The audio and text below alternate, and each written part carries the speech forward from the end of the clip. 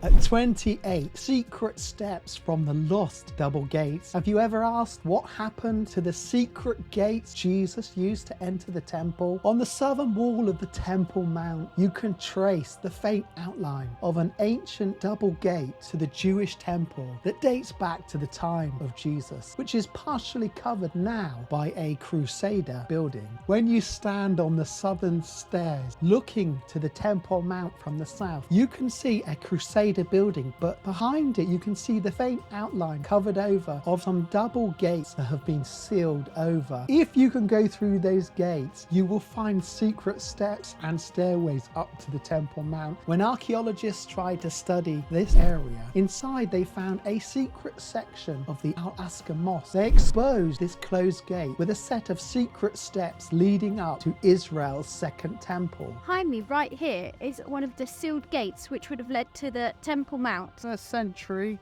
this here is the original stones that Christ and his disciples would have walked up. Behind me here is a tiny part revealing the two double holder gates. The rest of the gates are hidden behind the Crusader building. Steps up to the temple are staggered. Now these steps are the modern ones, but they're based on the original, which are down there. This is a large step and a small step.